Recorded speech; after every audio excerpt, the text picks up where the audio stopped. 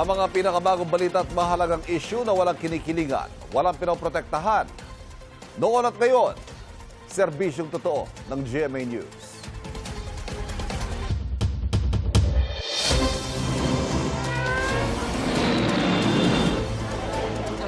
Sa ngayon po ay Pinsala. ang mga unang balita. Mga kapuso, narito pa rin po tayo ngayon sa Unified 911 Command Center ng Department of the Interior and Local Government o DILG dito po sa Sampaloc, Maynila. At dito po tumatanggap ng mga emergency calls sa lahat ng mga nangangailangan ng tulong. Pwede pong itawag dito kahit na ano pong klase ng emergency, gaya po halimbawa, merong krimen, may sunog, may kung ano-anong sakuna. At halimbawa, kailangan din po ng emergency evacuation kapag merong bagyo o pagbaha, search and rescue operations kapag lumindol, o di kaya ay mga medical emergencies tulad ng atake sa puso, o di kaya ay mga aksidente at kung nangangailangan po ng ambulansya. Sa punto pong ito ay makakausap po natin si Sir Rob Liaguno. Siya po ang country manager ng NGA 911. Ito po yung technology provider ng command center po na ito. At mga kapuso, ito rin po yung nagpo-provide ng technology dun sa California 911. Dun sa, of course, alam naman natin sa Amerika talagang gamit na gamit yung 911. Ganon din po yung technology na ginagamit dito. Sir, magandang umaga po sa inyo. Good morning. Alright. Una po sa lahat, pwede niyo po ba kami very briefly walk us through the process? Kapag halimbawa nakatanggap kayo ng tawag, paano na ipapadala sa responding agency na kailangan tumugon dun sa kinakailangang emergency na yon? Okay, so we have to first understand na pag may tumawag, we have to understand kung sino yung bakanting call taker, no? So the call comes to our automatic call distribution system. Is this the one? Yes, this is Pakita the lang one. po natin. Okay. So dito ho natin minomonitor kung ilan yung mga calls na pumapasok para nakikita rin ho natin kung ilan kung gaano katagal naghihintay ang mga So right now, 19 We call have- takers, 6 yes. incoming calls. That's Okay. correct. And then we are also able to identify kung ilan ang engaged, ilang available, tsaka nag-wrap up, meaning Alright. nagpa-finalize na ng report nila. Dito nakikita rin natin kung gaano katagal nakahintay ang pinakamatagal na caller, no? Para matulungan natin kung kailangan natin magdagdag ng mga call takers dito. Paano na-assess? Saang ahensya dapat siya ipadala para madaling ang tulong makarating So sa after the nangangailangan? algorithm na maintindihan natin kung saan galing yung call, nira-route yan automatically sa 9 centers natin, which we explained earlier. But if the call lands here, our call takers now Okay. would... Pakita natin. Alright. sige, Yes, sir. our call takers now will pull out their directories as well as address from the map that they have kung Okay. saan yung LGU that is concerned or the station, the fire station or the police station that is concerned na pinakamalapit na pwede mag-address. Okay. So tatawagan ho nila yon, and usually that lasts from around 45 seconds to 2 minutes. That's the standard. That's the standard. That's the standard. And within that time span, makakausap na ho nila yung dispatch stations naman. So mapapadala agad yung kinakailangan tulong. Kasi across all yan, from police, bumbero, at mga rescue. No? So ang mga LGU natin, usually ito ho yung mga tugon ng ambulansya, mga domestic quarrel, pero kung kakailanganin ng police, yung police rin ho, tinatawagan natin. That's why we have people from Bureau of Fire Protection, may taga-DILG, merong taga-PNP, lahat mga uniformed personnel karamihan. That's correct. This is primarily a first responder team, no? Halos wala hong civilian dito. Sabi puro niyo 2 uniform. minutes, pero kanina parang sinasabi parang ang response time is 5 minutes. Total na ho yan. Kasi Okay. the idea is for us to actually transfer the call within the responding stations para makapag-provide ng dispatch. And in addition, while they're completing the information, doon na ho dumadagdag yung additional 2 to 3 minutes. Sir, pag sobrang nag-aalala, sobrang nagpapanik na yung tumawag, hindi siya makapagsalita at meron siyang gustong iparating, hindi niya ma-voice out o ma-communicate yung kinakailangang emergency, paano niyo ina-address yung ganung situation? Okay, so at present, the technology is equipped with emergency location service. Okay, this way, pagkatawag niya pa lang, alam na namin kung nasaan yung location niya, Okay. as well as the call ID para pwede rin kami mag-respond back in case na biglang meron ng ibang pwedeng sumagot, no. However, we are also deploying additional communication channels maybe in the next few months. No? This is for PWDs, Yes. no? Even foreigners, na Okay. para yung language ng ibang lengguwahe Oh, na I mga bisita understand. natin. So, kahit na ibang lengguwahe, kaya nang maintindihan halimbawa ng mga call takers? Eventually, hindi, not halimbawa, yet- hindi English. Oo.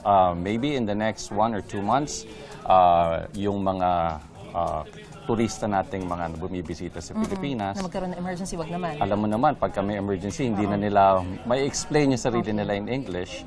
They will be able to translate dito, makikita nila yung translation Okay. ng kung ano yung sinasabi nila and very help good. identify. Yes. Okay. The location service right now, I'd say about 5 to 15% na ang nakukuha namin. Okay. And we are constantly working with Globe, PLDT, as well as dito to actually improve that. Our target is All, about 50 to 70% providers. makuha na namin agad yan. Alright. That's Maraming salamat po. At mga kapuso, hindi lang po mga foreigners. Kasi, hindi lang kaya mag-translate ng foreign language. Meron na kayong AI for that.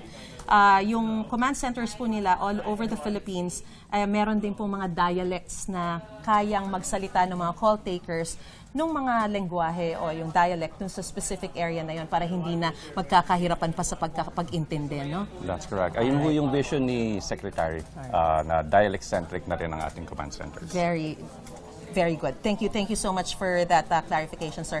And mga kapuso, muli po nakausap po natin si Sir Rob Liaguno, ang country manager po ng NGA 911. Maraming salamat po, sir. Thank you. And mamaya po mga kapuso, lilinawin po natin yung tungkol po dun sa response time po, no, ng tumawag po dun sa emergency ng 911. Samantala mga kapuso, kaugnay nga po dun sa sitwasyon na yon o sa emergency na itinawag nga po o humingi ng medical emergency response sa 911. Nagpaabot po ng pakikiramay ang Taguig City Government sa pamilya ng pasyenteng ito nang humingi ng medical emergency response sa 911. Ayon po sa viral social media post ng netizen, sinabi ng netizen na 10 minuto raw siyang tumawag sa 911 pero wala raw po aniyang sumagot dito. At na may sumagot daw, pinaghintay raw siya at may narinig pa siyang nagtatawanan sa kabilang linya. Ayon sa Taguig City Government, ang Unified 911 ay isang national emergency hotline sa ilalim po ng DILG. Hiwalay pa raw ito sa direktang emergency hotlines ng lungsod.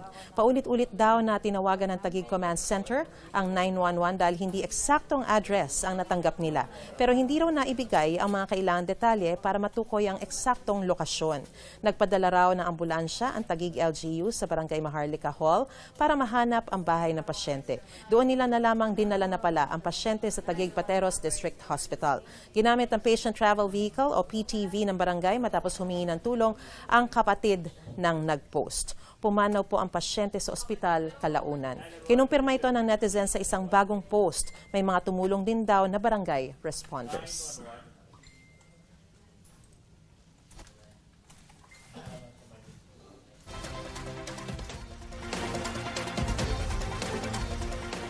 Nanakawan ng Navotas Navigational Floodgate na mahalaga pa naman tuwing masama ang panahon at may high tide.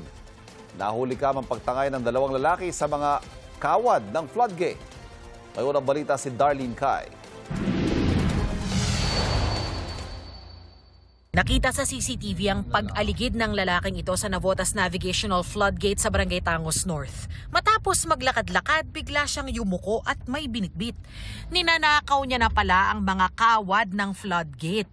Wala noon ang gwardyang si Dominic Pagaduan dahil bumili ng tanghalian. Maya-maya, biglang nagsumbong sa kanya ang mga bata sa lugar. Yung area namin, medyo medyo risky.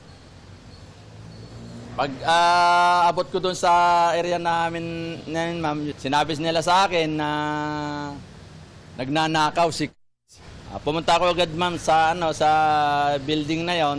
Lumapit ako agad sa building na yon. Nakita ko na may nakita ko doon na naragarin na.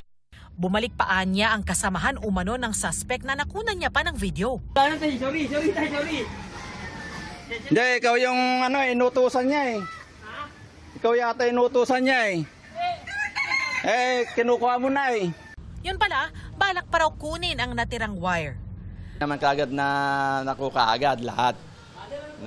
So yun ang binalik-balikan. Siyempre andun na ako. 10 metro ng kawad ang ninakaw. Tukoy na ng Navotas Police ang pagkakakilanlan ng mga suspect. Yung tanso kasi, yun yung mahal eh. Sinusunog nila itong yung mga balat na ito. So, yung copper wire doon, yun yung binibenta nila na mahal. We have our tracking team na nag-ano dito sa dalawang suspect, and also we're preparing na rin yung case doon sa dalawa. Ikinagalit ni MMDA General Manager Nicolas Torre III ang insidente. Anya, ang ilang pirasong kikitain sa nakaw na kable ay maaaring ikapahamak ng maraming tao at ari-arian. Nananawagan siya sa publiko na maging mas mapagmatsyag. Hinigpitan na ang seguridad sa lugar dahil sa ninakaw ng mga kawad ayon sa LGU, naapektuhan ng flushing at stoplight ng Navgate pero hindi naapektuhan ang kakayahan nitong pigilan ng tubig mula sa Navotas River. Mahalaga pa naman ang Navotas Navigational Gate lalo na tuwing high tide o masamang panahon. Yung nakakabit dun sa flushing, yun yung ginagamit para linisin yung tubig, para linisin yung dumi dun sa floodgate. Working po yung gate. In fact, baba naman po natin yun, kaya hindi rin pumasok yung high tide. Ito ang unang balita. Darlene Kai, GMA News. Kilo-kilo ng carrots, pechay at repolyo ang itinapon sa gilid ng kalsada sa Tublay, Benguet dahil umano sa oversupply. Sa cellphone video nakuha ni Yus Cooper Grail Polig, kita ang ilang residente na kumukuha ng itinapong gulay na ipapakain daw sa kanilang mga alagang hayop. Ayon sa ilang magsasaka, mahaba raw ang pila sa trading center na inaabot ng 2 araw. At kapag nagbababa na raw sila ng gulay, hindi na maganda ang kalidad at halos wala nang bumibili. Kaya napipilitan silang itapon ito. Wala pang pahayag kaugnay nito ang Department of Agriculture. Pinalawig ng Bureau of Internal Revenue ang deadline para sa paghahain at pagbabayad ng buwis para sa taxpayer sa mga lugar na naapektuhan ng malakas na ulan na dulot ng habagat. Para sa tax returns at payments sa may deadline na August 10 hanggang 16, extended ang pagpa-file niyan hanggang August 18 ayon sa BIR. Extended din hanggang bukas ang pagpapasa ng mga dokumento ng taxpayers na naapektuhan ng technical issues sa e-BIR Forms offline package. Ipatutupad ito na sa Revenue District Offices sa ilang lugar sa Metro Manila, Ilocos Sur, La Union, Pangasinan, Cordillera Region at iba pa. Para sa karagdagang impormasyon, pumunta lamang po sa website o social media page ng BIR. When wonder closes, di humanap ng paraan para buksan. Yan ang eksena ng isang guro sa San Jose del Monte, Bulacan. Nalock ang pinto ng banyo sa school library ni teacher Yus Cooper Grevelin Ilano. Sa tulong ng kanyang co-teacher, pumasok mismo si Ma'am Grevelin sa air vent ng pinto. Pumasya naman si Ma'am at sumakses sila sa misyon. Sa ngayon, 2.6 million na ang views ng video online.